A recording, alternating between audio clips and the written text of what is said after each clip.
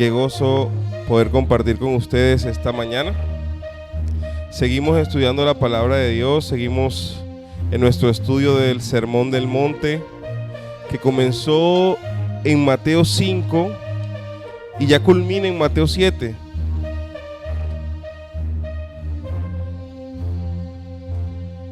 Nos encontramos en primera instancia con las bienaventuranzas.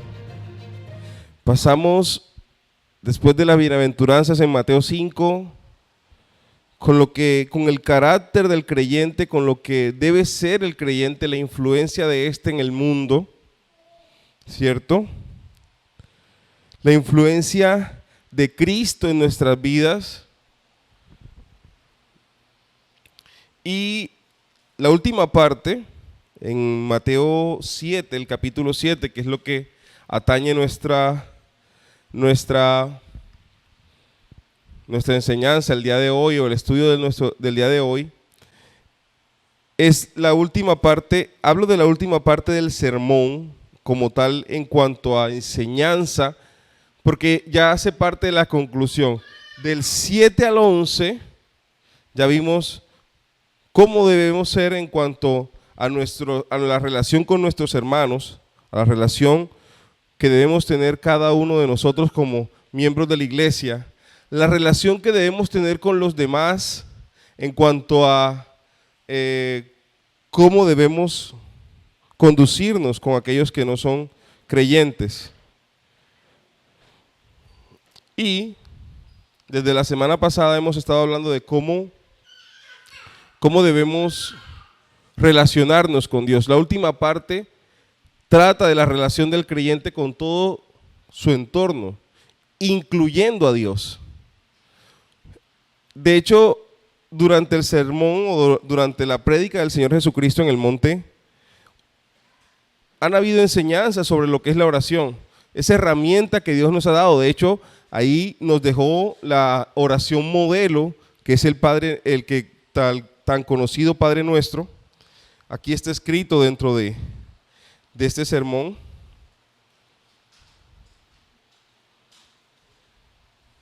En el capítulo 6. Pero sigue dándonos pautas en cuanto a la relación con Dios. Voy a hacer por decirlo de alguna manera, un recorderis de lo que comenzamos a hablar la semana pasada, para concluir con el versículo 12, porque es la conclusión del sermón como tal, de la prédica como tal, y de ahí en adelante hay otra parte muy interesante. Dentro de la relación con nuestro entorno, con los demás, con nuestros hermanos en la iglesia, con el mundo, también hay una relación de la cual debemos tener mucho cuidado, y es la relación con los falsos pastores.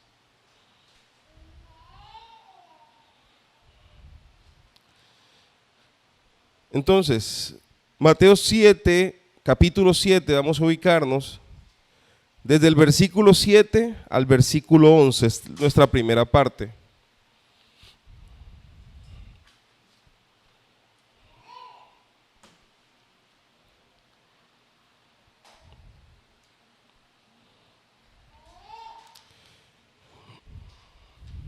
Dice la palabra de Dios: pedid y se os dará, buscad y hallaréis, llamad y se os abrirá, porque todo aquel que pide recibe, y el que busca halla, y al que llama se le abrirá. ¿Qué hombre hay de vosotros que si su hijo le pide pan le dará una piedra? ¿O si le pide un pescado le dará una serpiente? Pues si vosotros, siendo malos, sabéis dar buenas dádivas a vuestros hijos, cuánto más vuestro Padre que está en los cielos dará buenas cosas a los que le piden. Entonces, como les comentaba hace un momento, el Señor Jesucristo sigue enriqueciendo nuestra oración, entendiendo que como hijos es la herramienta o es el medio de comunicación que tenemos para relacionarnos con Dios. Dios Hijo, o sea, el Señor Jesucristo, cuando vino a la tierra nos enseñó cómo debe ser la relación con Dios Padre. Durante los evangelios o los 4 evangelios nos muestran 4 facetas de Jesús. Nos muestran 4 miradas distintas de Jesús. Si bien es cierto las escrituras, si bien es cierto la palabra de Dios, fue inspirada por el Espíritu Santo, tomando a hombres específicos para escribir cada uno de los libros, al igual los evangelios, Mateo, Marcos, Lucas y Juan, fueron escritos por hombres, pero inspirados por el Espíritu Santo. Y cada uno de ellos refleja, haga de cuenta, el ministerio del Señor Jesucristo mirado desde 4 perspectivas.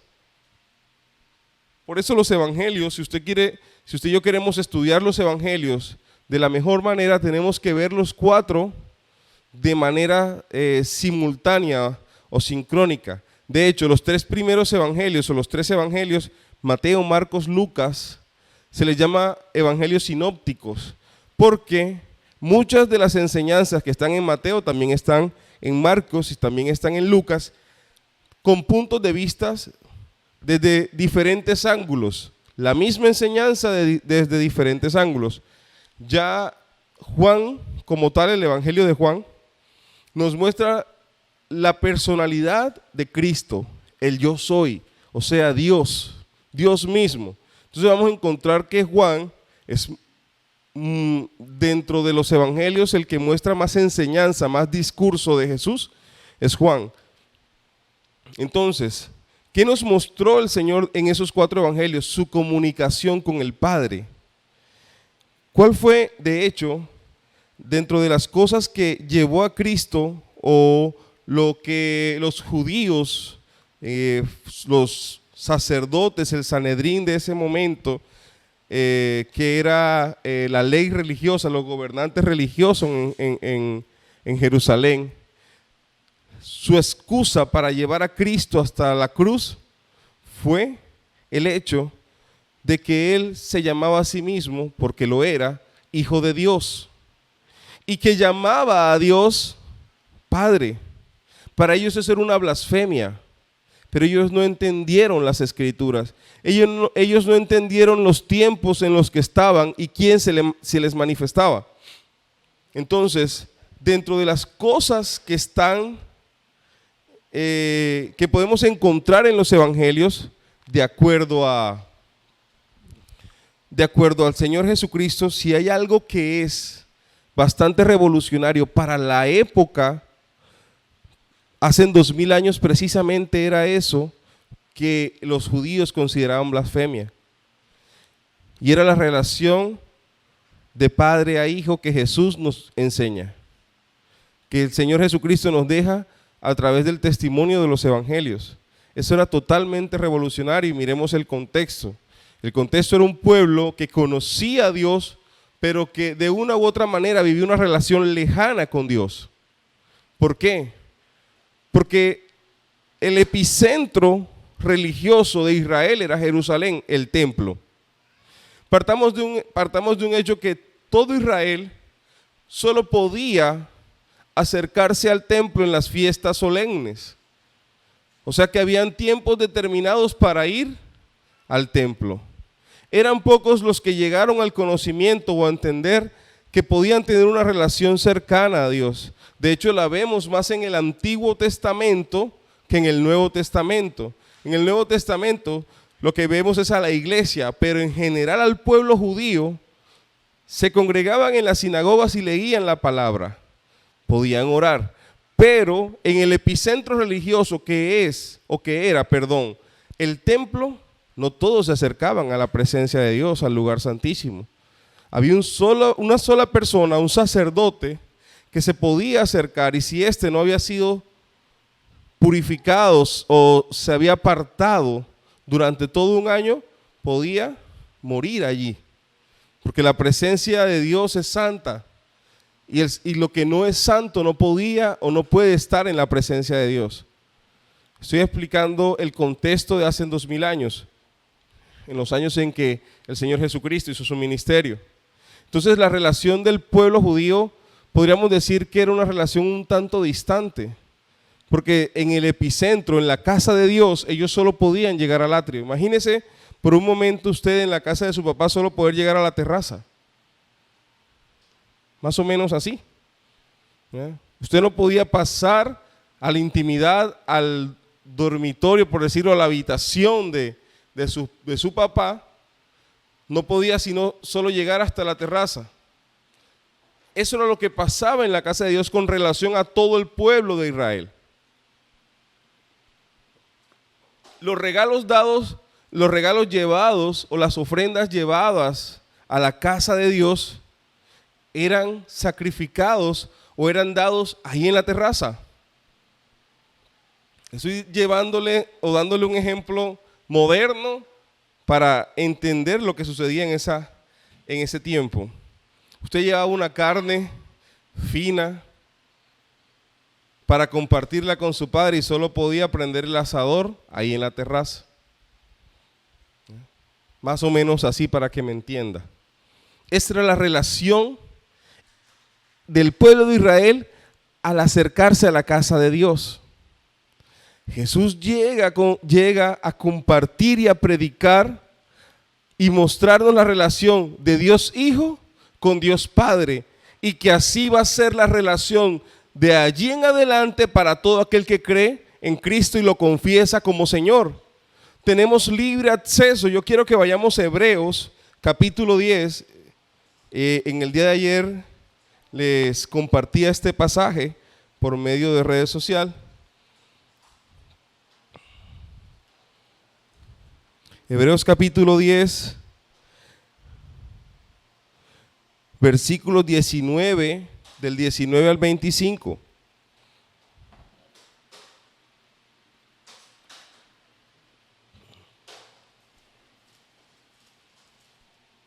Hebreos está después de Timoteo, Tito, Filemón, viene Hebreos. Después de Tesalonicenses, después de la carta a los Efesios, Gálatas, Efesios, primero y segundo Tesalonicenses, casi al final. Hebreos capítulo 10, versículos del 19 al 25.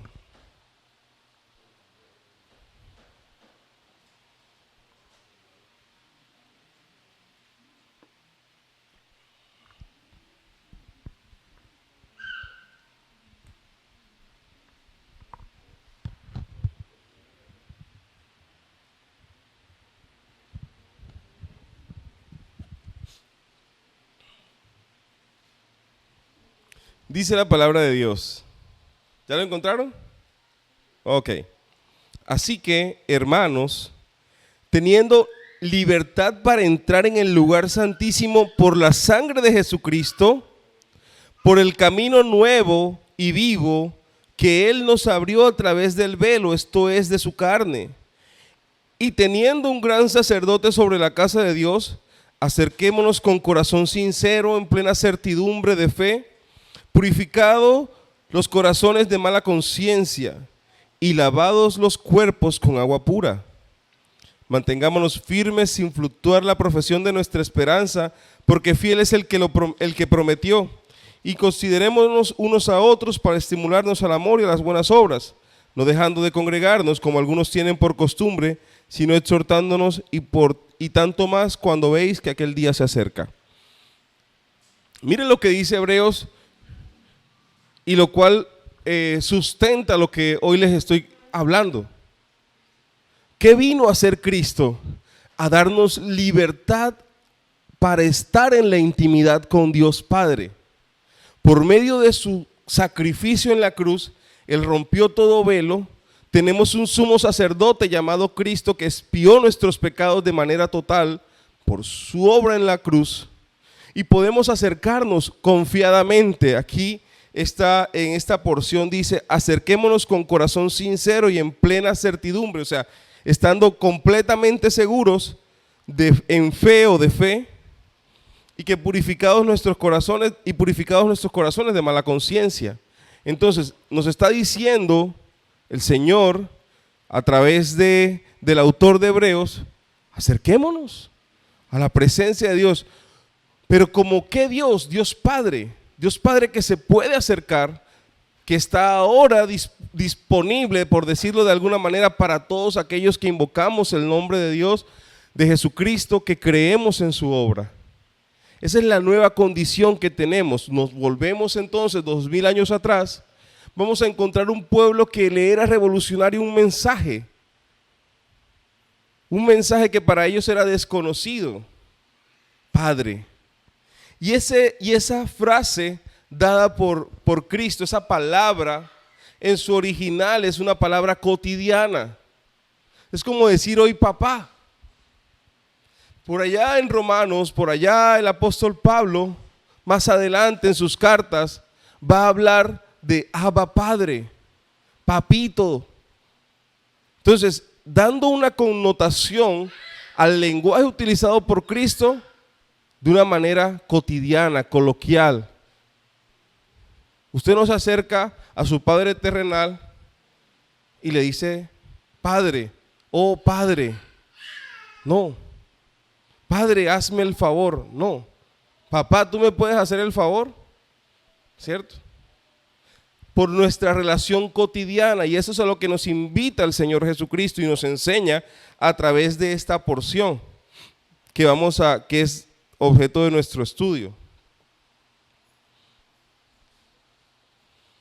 Entonces, ¿qué nos enseña el Señor Jesucristo? Volvamos al Evangelio de Mateo.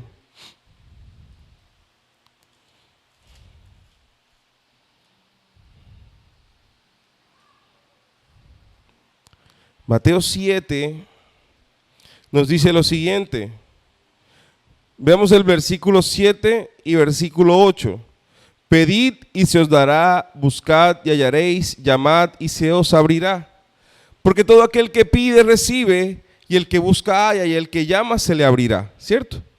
Entonces, algo que el Señor Jesucristo nos está diciendo, y la primera promesa o las primeras promesas que Él nos da aquí, la primera de ellas es que seremos oídos. Si hay algo que estimula una relación, cualquiera que ésta sea, una relación interpersonal, una relación de padre a hijo, de cónyuge a cónyuge, ¿cierto? Una relación de noviazgo, una relación profesional, cualquiera que ésta sea, si hay algo que estimula o que provoca ser en una relación de hablarle a otro, es que aquella persona es receptora, nos oye, nos presta la atención debida, ¿cierto? Qué feo es cuando usted llega, por ejemplo, en estos tiempos, llega donde el médico y el médico está pegado en el computador y dice, ajá, ¿tú qué tienes? Cuéntame. Pero él está haciendo y no hay ni contacto visual con el paciente. Y uno como un lorito diciendo lo que uno tiene, ajá, y ellos, ajá, sigue contando. ¿Sí? Y después hay un silencio sepulcral, que uno tiene que decirle, ¿qué tengo? Si el médico, el doctor, tiene conciencia de que usted le está preguntando porque pareciera que él no le estuviera prestando atención, le responde.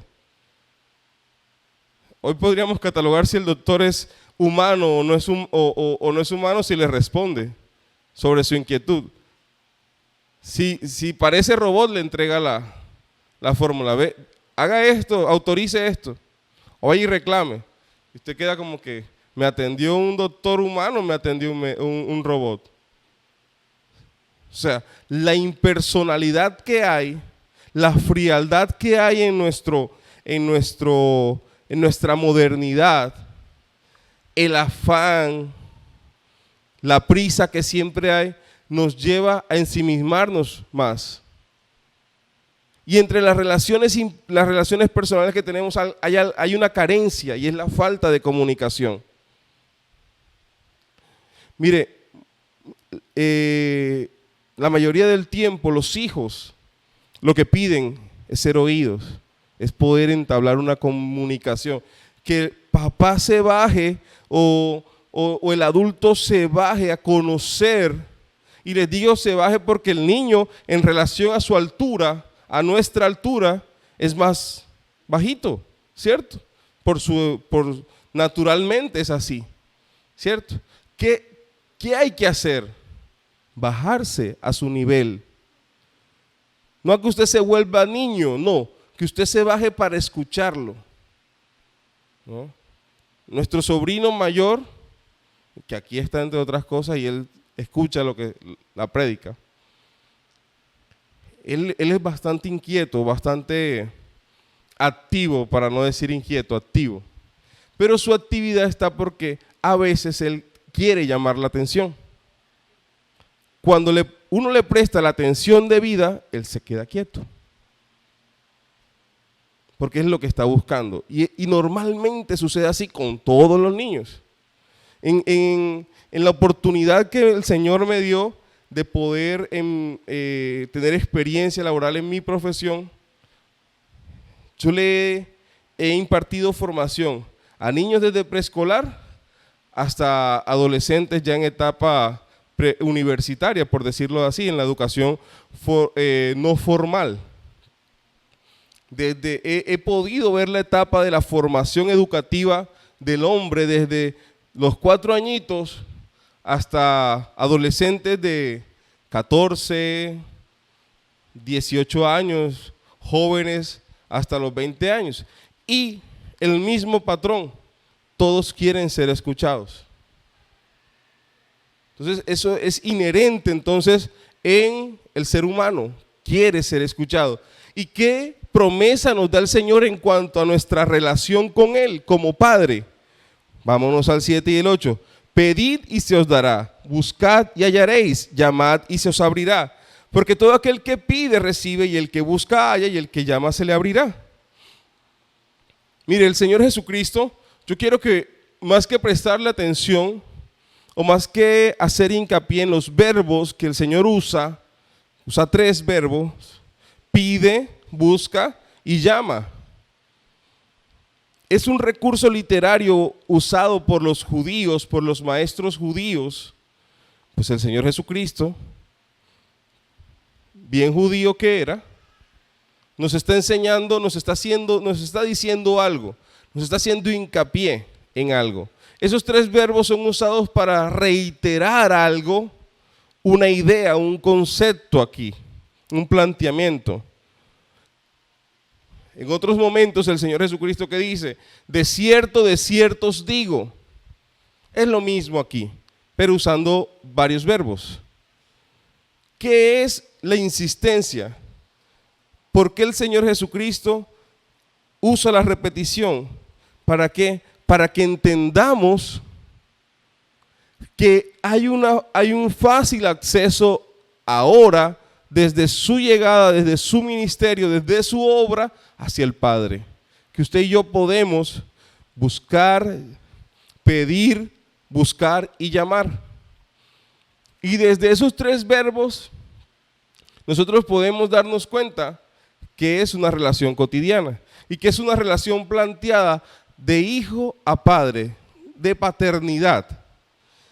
Vamos a ponerla en este contexto. Si un niño busca a papá y mamá y está cerca, a su vista, él le pide algo, ¿cierto? Y si papá o mamá no están, ¿el niño qué hace? Lo busca. Y si papá o mamá, si el niño sabe que papá o mamá está en el cuarto y no puede acceder porque la puerta está con llave, ¿qué hace? Llama. ¿Sí ve? Es la relación que hay entre padre e hijo o hijo-padre. Si lo ve cerca, le pide. Si no lo ve, lo busca. Y si sabe que está en un lugar que él no puede acceder, llama. ¿Ok? Luego el Señor nos expresa en el versículo 8 de manera universal, como si fuese una ley física, la respuesta a esos 3 verbos. ¿Cómo comienza el versículo? Porque todo aquel que, o sea, está haciéndolo universal la respuesta a esos 3 verbos. O sea, todo aquel que pide, recibe, y el que busca, halla. Y todo aquel que llama, se le abrirá. Es como lo que sabemos sobre la ley de la siembra y la cosecha. El que siembra, recoge. Es como la ley de la gravedad. Todo cuerpo está atraído por un cuerpo más, por un cuerpo más grande. Por eso nosotros estamos atraídos por la tierra y por eso podemos caminar. Se ejerce la gravedad sobre nosotros. Si nosotros lanzamos una pelota hacia arriba, la pelota va a ser atraída por el objeto más grande. ¿Hacia dónde viene? Hacia abajo. Entonces, todo aquel que pide, recibe. Todo aquel que busca, halla. Y todo aquel que llama, se le abrirá. ¿Qué mejor esperanza o qué mayor esperanza es esa? Que si usted pide, nos será dado.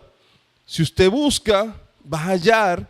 Y si usted y yo llamamos, se nos abrirá. Entonces, eso en cuanto al estímulo de parte de Dios Hijo, del Señor Jesucristo, para entablar nuestra relación con Dios a través de la oración. Ya nos los dijo anteriormente. Cuando oréis, no uséis vanas repeticiones. Cuando oréis, orad de esta manera, ¿cierto? Entonces, luego de ello, versículos del 9 al 10, nos expresa un ejemplo. Este ejemplo sigue siendo de la misma manera como ha sido la idea anterior. El ejemplo es cotidiano, es de algo que pasa cotidianamente, ¿sí? Dice, ¿qué hombre hay de vosotros que si su hijo le pide pan, le dará una piedra?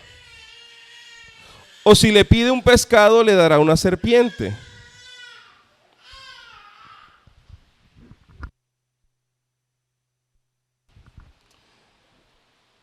El Señor está mostrándonos una condición normal y natural que pasa dentro de lo que es nuestro diario vivir. Ahorita hay un ejemplo. Hubo un ejemplo aquí mismo, ¿sí?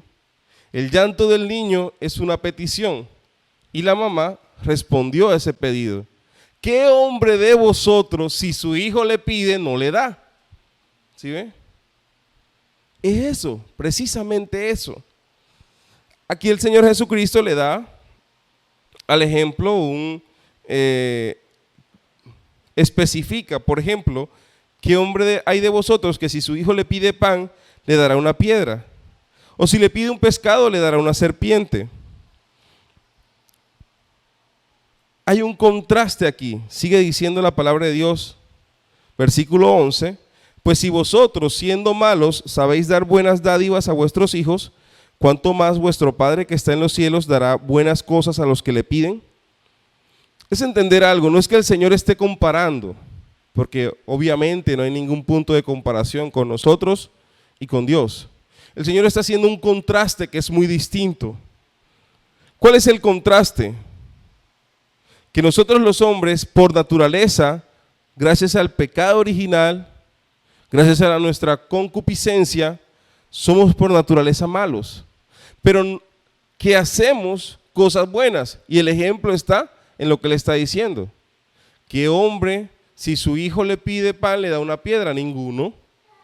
Aunque somos malos por naturaleza, podemos y tenemos la facultad de dar buenas cosas a los hijos que piden. El contraste, ¿dónde está? Que Dios, por esencia, es bondadoso, su carácter es que es amoroso. Dios es amor, da buenas cosas, obviamente tendría que dar buenas cosas a aquellos hijos que le piden.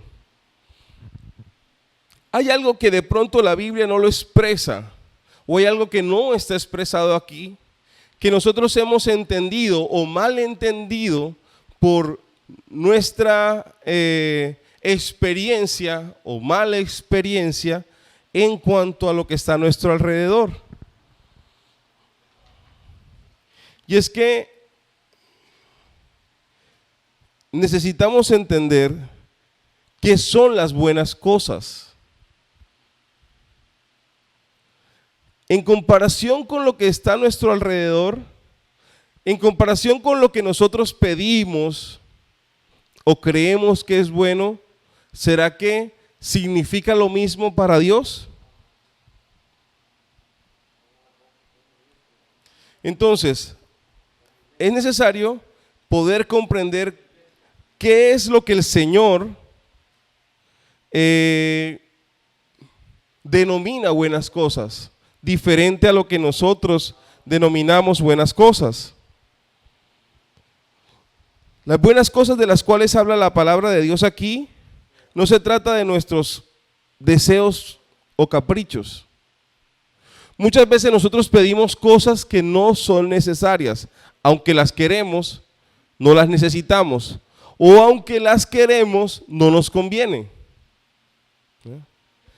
¿Se catalogarían buenas cosas delante de Dios? ¿Qué dice la palabra de Dios en Juan 5? En primera de Juan, en la primera epístola de Juan, ya al finalizar las escrituras,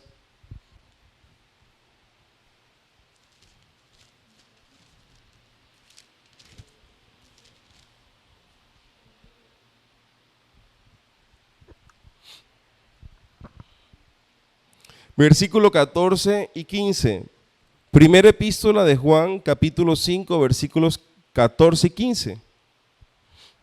Aquí nos está dando una condición de cómo saber si lo que pedimos es bueno para Dios, si se puede catalogar como bueno. Dice la palabra de Dios, y esta es la confianza que tenemos en Él, que si pedimos alguna cosa conforme a su voluntad, Él nos oye. Al inicio les decía que no hay algo más estimulante que saber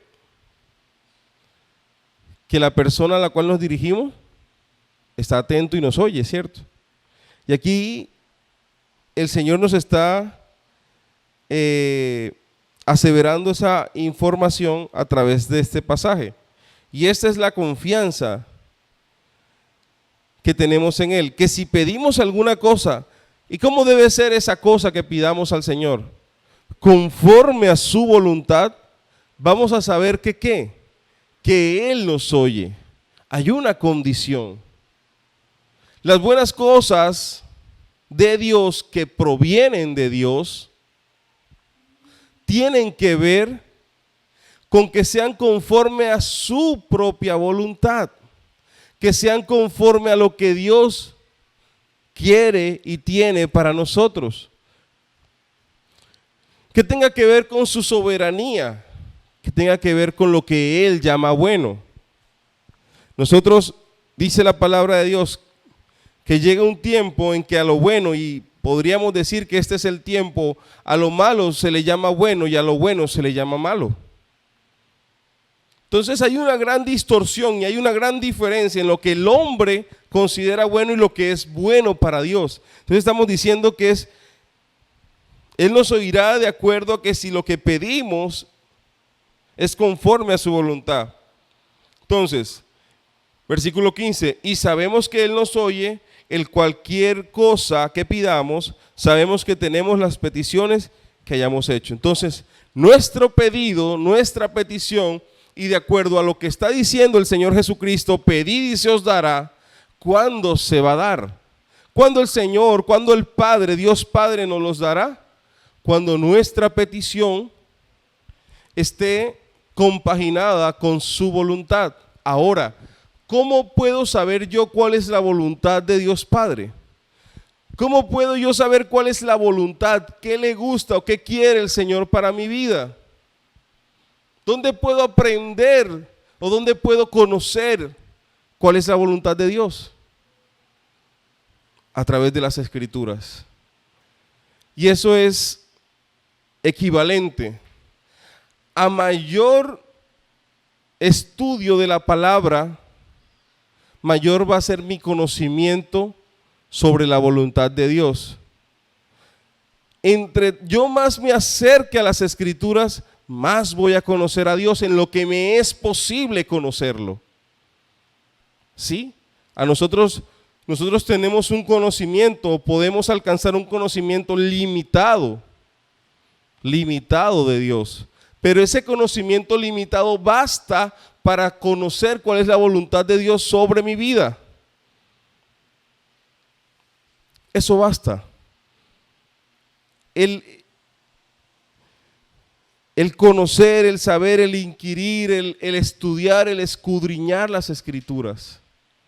Nosotros muchas veces pasamos por alto ello.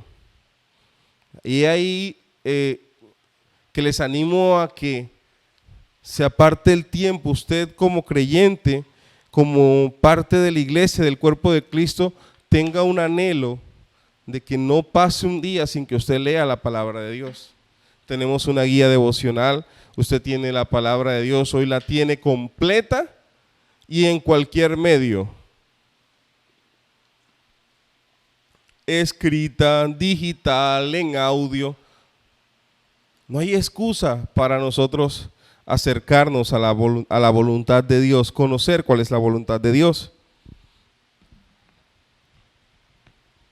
Entonces, podríamos concluir que no se trata de mis deseos, cualquiera que estos seas, cuando yo pido, Él me da.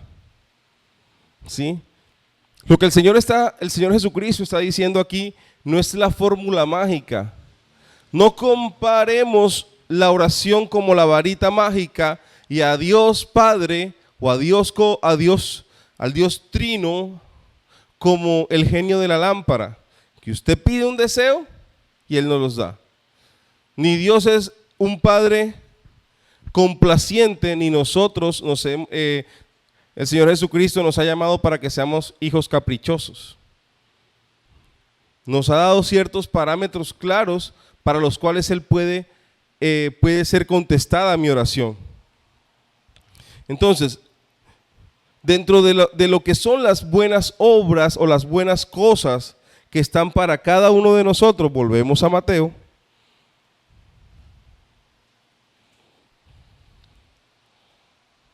Versículo 11, pues si vosotros siendo malos sabemos dar buenas dádivas a los hijos, cuánto más vuestro Padre que está en los cielos dará buenas cosas a los que le piden. ¿Cuáles son las buenas cosas?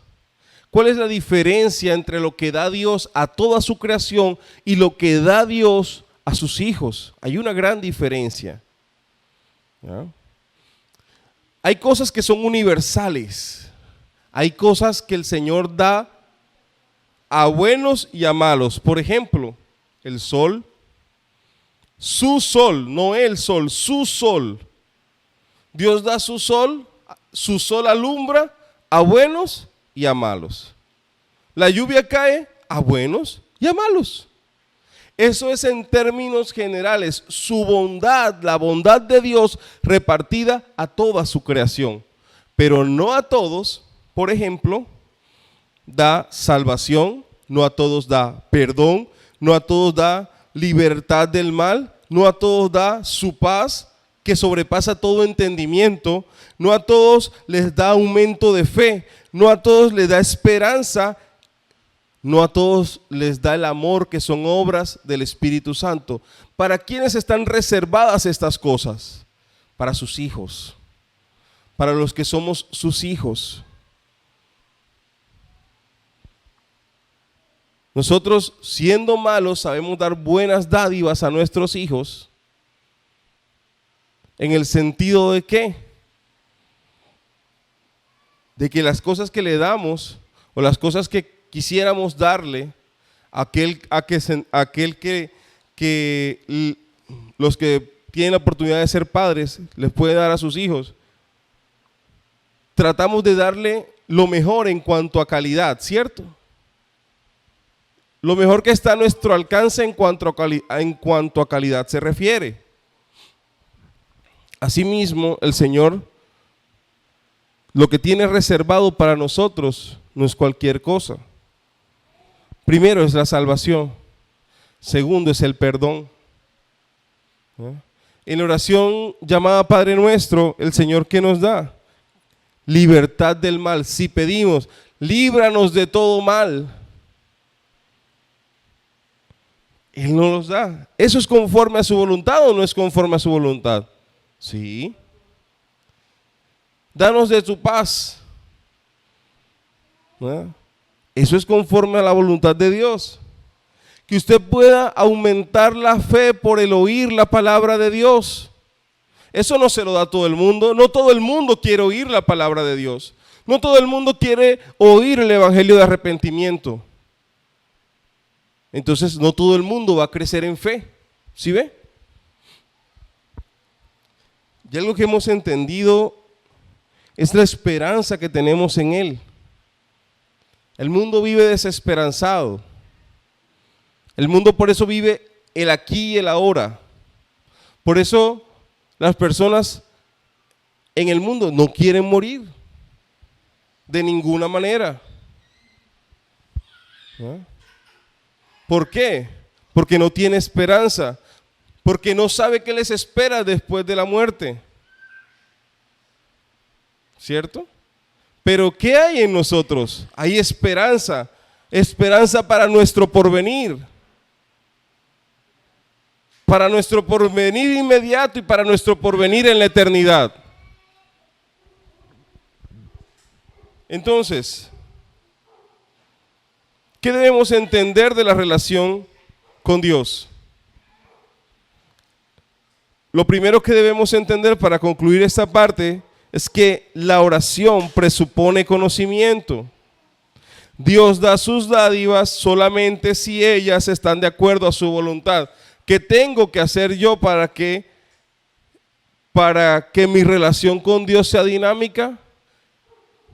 Conocer cuál es la voluntad de Dios. A mí me corresponde algo, conocer a Dios, cuál es su voluntad. La oración presupone fe. Entonces, una cosa es conocer la voluntad de Dios y otra muy diferente es humillarse ante Él y expresar nuestra confianza que Él es capaz de hacer que su voluntad se cumpla, o sea, fe. Yo puedo conocer la voluntad de Dios, pero yo puedo no creer en ella. No tengo la fe suficiente para creer en ella.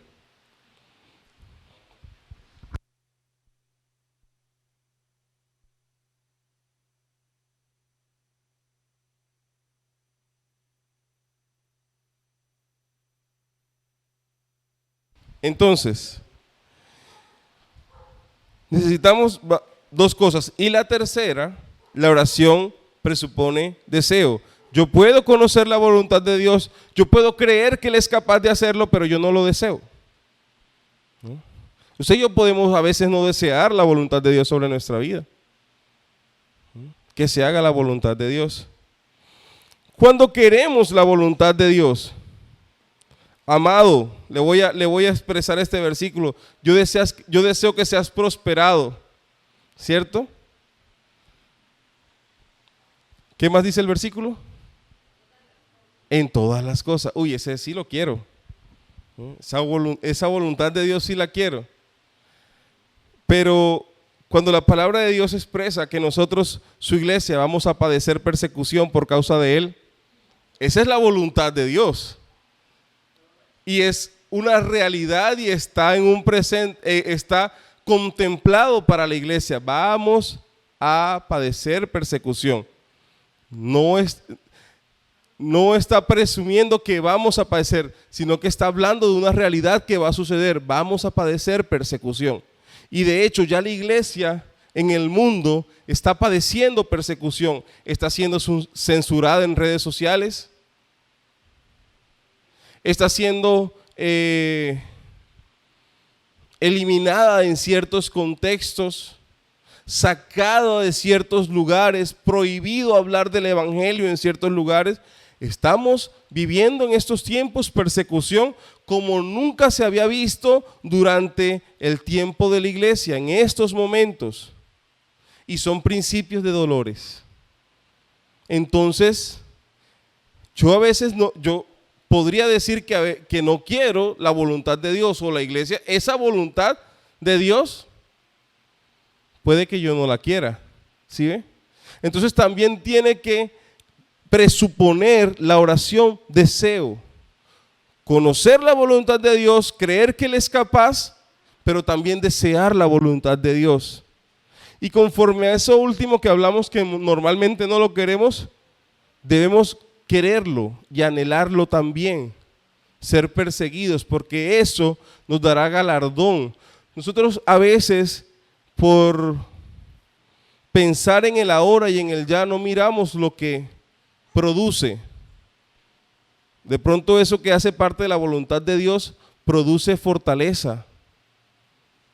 De pronto eso que hace parte de la voluntad de Dios, que a veces no lo queremos, produce fe.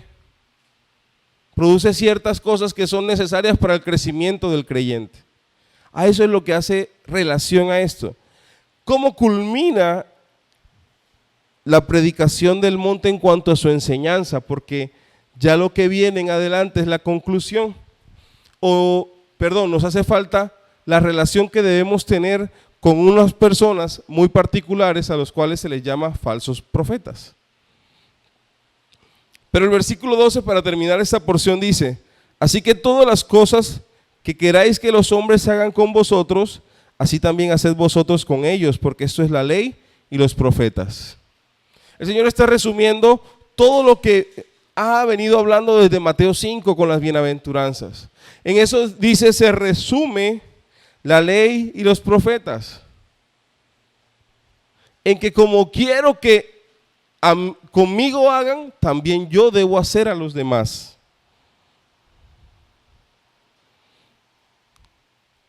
Entonces, conforme a todo lo que hemos visto, a todo lo que el Señor nos está expresando, nosotros tenemos que tener en claro cuál es la condición, cuál es nuestra condición como hijos de Dios, como iglesia.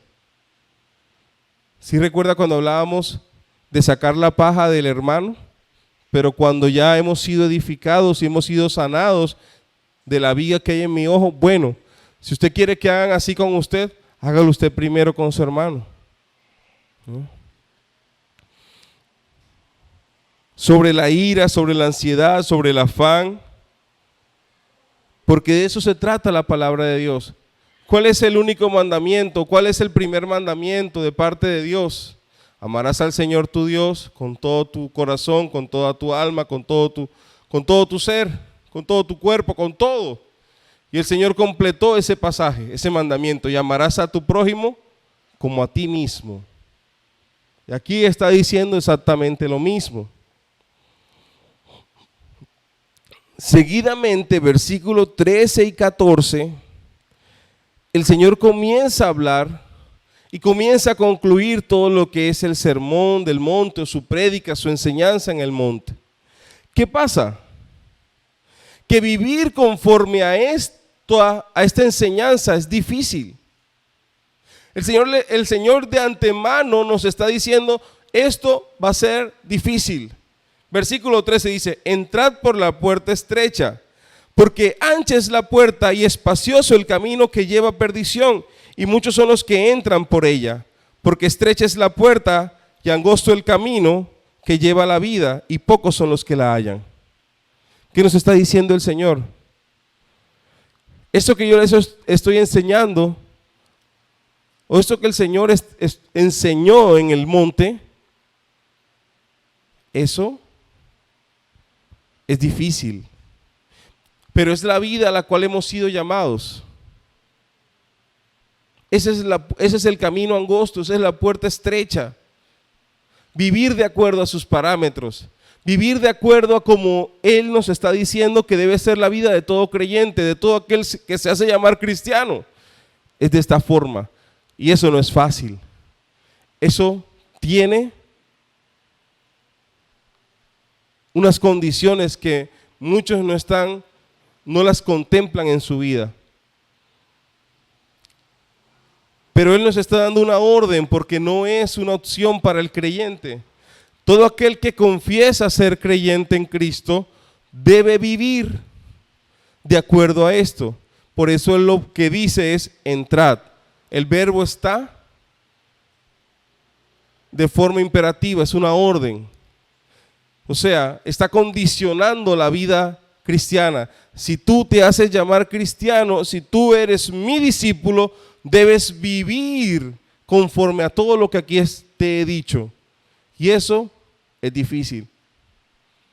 Es fácil querer vivir la vida conforme a mi voluntad. Es fácil querer vivir la vida conforme a la corriente de este mundo. Y es la segunda parte de este versículo 13. Porque ancha es la puerta y espacioso el camino, pero esta que lleva a la perdición. Si yo le doy rienda suelta a mi carne, si yo le doy rienda suelta a mis deseos, a mis pensamientos y los vuelvo a acción y así vivo mi vida, eso tiene una consecuencia. ¿A dónde me lleva? A perdición. Eso no salva. ¿Qué salva? Primero, creer en Cristo, confesarlo, arrepentirme y querer vivir una vida en santidad, que es lo que Él me expresa aquí. Anhelar y procurar vivir una vida en santidad. Eso es un ciclo repetitivo dentro del creyente, que eso no va a cambiar, sino hasta que seamos glorificados en aquel tiempo, en aquel día que el Señor regrese. Dice, porque estrecha es la puerta y angosto el camino que lleva a la vida, y pocos son los que lo hallan. Pocos son los que hallan esa puerta, y no porque esté oculta, no es porque esté oculta, sino que cómo es esa puerta en comparación a la otra, que es ancha y es grande el camino, y esa puerta es ancha y grande. Eso es un portón abierto. Que es que en comparación a la otra, esta es pequeña, no es que esté oculta, porque aquí está, completica, estrecha, angosta, probablemente difícil, probablemente con muchos desafíos. La otra no, porque la otra es cómoda, la otra no me violenta, la otra no me desafía, la otra va con la corriente de este mundo. ¿Sí? Pero vivir bajo los preceptos y los mandamientos de Dios cuesta.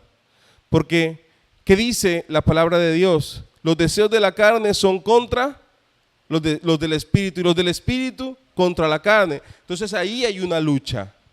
Lo que yo deseo con lo que desea el Señor. Mi voluntad con la voluntad de Dios. ¿Qué dice el apóstol Pablo? Entonces solo me queda morir día a día. Y todavía no he escuchado a alguien o he visto a alguien que en el proceso de morir no padezca, cualquiera que éste sea o como ésta sea. La muerte no es dulce, la muerte no es fácil, si no miremos el ejemplo de Cristo. Por más que la persona muera en coma, muera en el acto, sea instantáneo, tiene que haber un dolor, debería haber un dolor, que usted y yo no lo sentimos porque no nos ha tocado, ¿cierto? A nuestros ojos eso se ve rapidito, pero algo tiene que sufrir el cuerpo, ¿ok? Entonces, sí es estrecha, sí es angosto, sí hay un costo, pero lleva a vida.